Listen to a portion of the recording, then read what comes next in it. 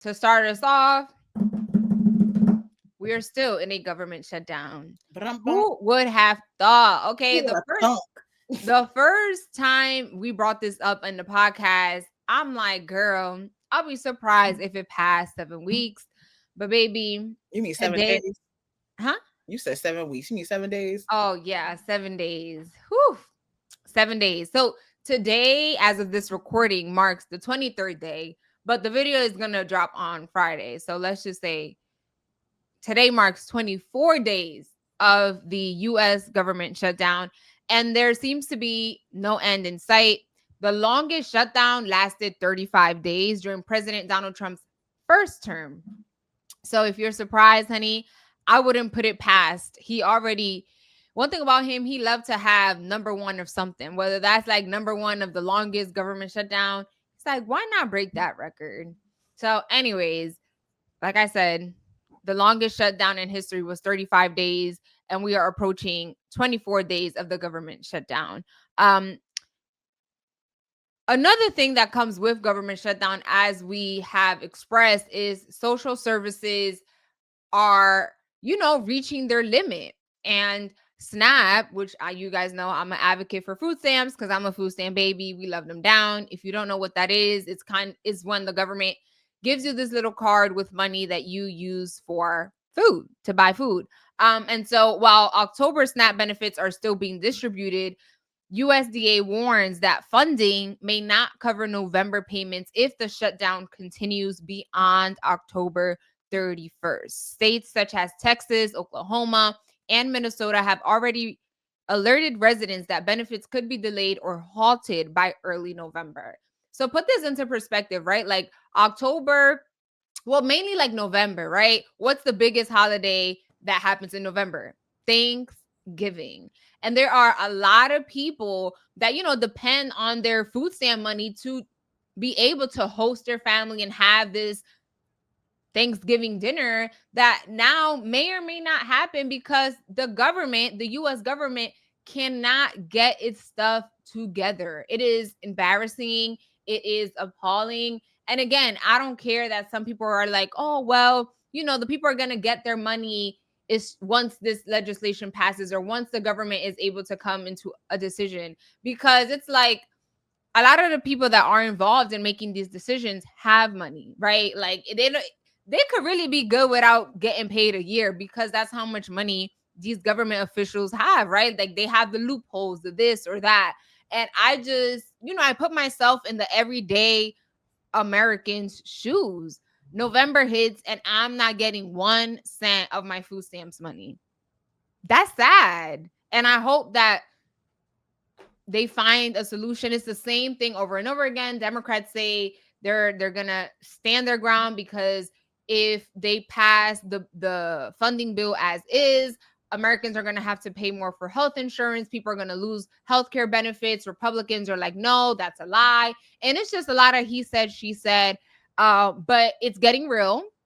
And I think right now people may not be paying attention to it because things are still moving as usual, right? Like people are getting their, in terms of like social services, like the food stamp money is still there, the WIC money is still there. But if we hit November and people no longer are receiving these social services money, I think people are going to be more like, oh, the government is really shut down. Because have you felt that the government is shut down? I feel like I don't really. I mean, I feel it differently in terms of like there's federal people that we reach out to for like different stuff at work and can't even get in contact with them because they're furloughed right now. Right. So like that's the way I'm technically feeling it. Mm-hmm. But I just think the whole conversation about everything with this shutdown is very interesting because one, not only is this going to impact, it's going to have very real impacts very soon, because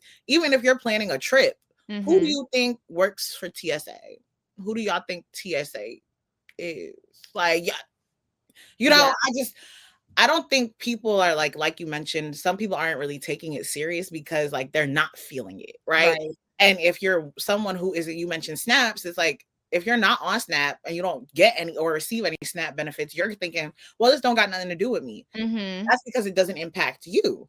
And then I saw, people like to be immigrant. I said immigrant, ignorant. Yeah. Very different. People like to be God, Ignorance. Jesus, God. So they like to be ignorant. And I saw some people saying like, oh, that like all this is happening because of immigrants. I'm like, why do y'all keep blaming everything? Let it go. And I'm Let like, it go. you can realize, mind you mentioned that they mentioned states such as Texas, Oklahoma, Minnesota, like alerted residents. Who do y'all think is the majority in these areas? Like, I think y'all need to understand that, like, and I'm not trying to make this a race thing, but I just need to make it a realistic thing. Realistically, white people are the majority in America. And because they are the majority, they'll be the ones on SNAP benefits. So it's like y'all over here trying to blame everything on immigrants. It's like, who do y'all think y'all are? Also, migrants are not the ones that are in Congress right now. Like, these elected officials are the ones that are, contributing to this government shutdown because they can't seem to agree on anything, right? Each side feels like their side is a very strong reasoning to hold out with the votes and da da da da. Migrants are not the issue for everything. Like, I am so sorry. Actually, I'm not sorry. I'm saying that migrants are not the problem for everything. It is the elected officials that need to get it together and, agree on something. Like, President Trump and the right wing are so good, or they love to just fearmonger, right? Like, like we've mentioned, the National Guards being deployed to several Democratic led states because, crime is so high and we need to get it together.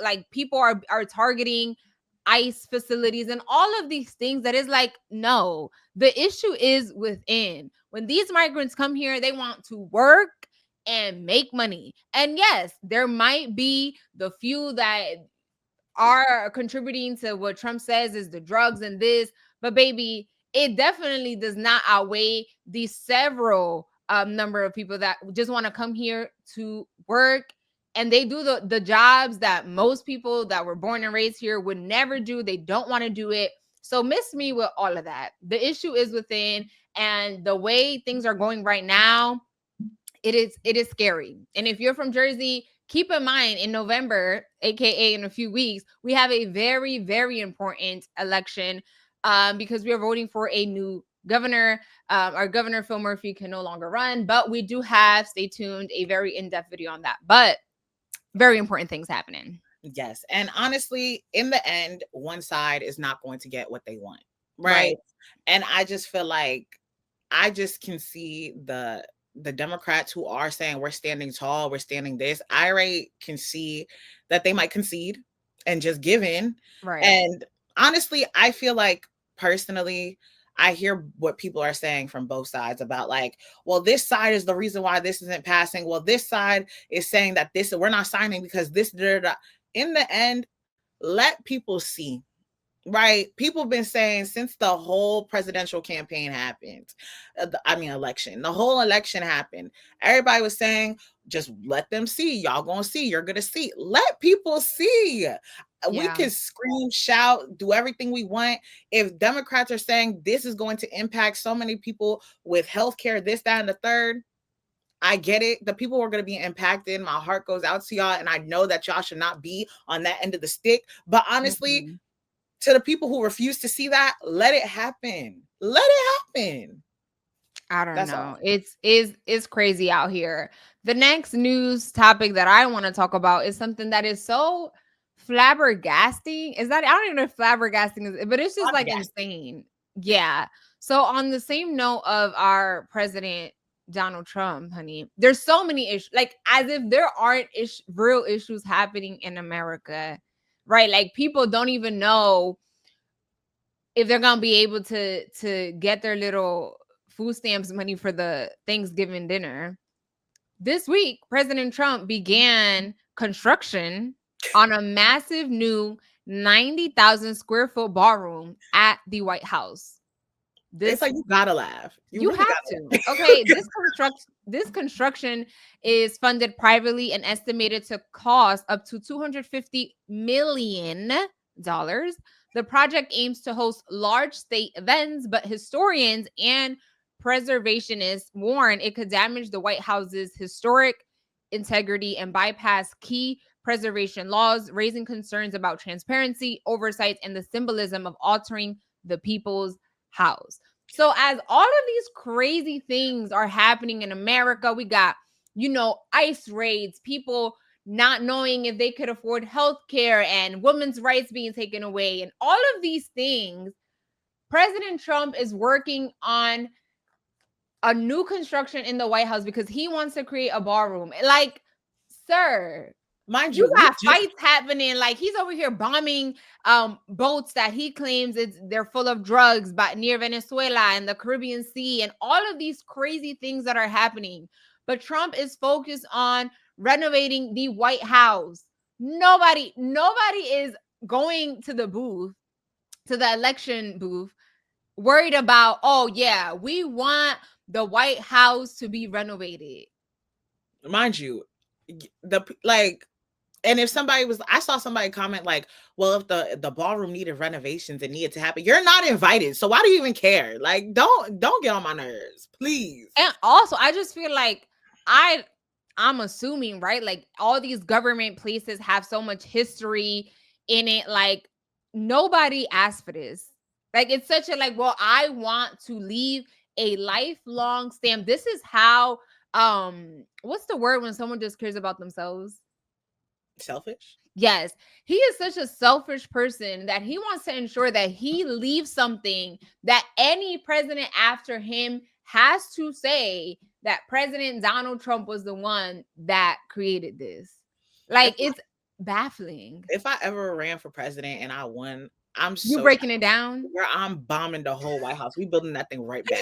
Not the whole White House, girl. The FBI agent's gonna be at your door. Don't say that. I'm talking about when I need a new house. Okay, I need a nice, like, we can. Girl, it's giving selfish. This is supposed to be the people's house. It's not yours. Girl, the people can't even. If by November, if we don't figure something out, the people not even gonna have food to eat. So it's just like, are we really worried about the people? Well, Trump ain't worried. He worried about him and his people. If you don't fit in the his people category, honey, he not worried about you. Girl, it's just like, and you said this is gonna cost about $250 million. But it's private money. Like, it's not coming from government money. But it's just like, if I'm over here thinking like, oh my God, all these federal employees, like, why don't we create with that private money a different reserve so we can keep the federal employees still intact? Girl, they're not worried about them people. They don't care about us.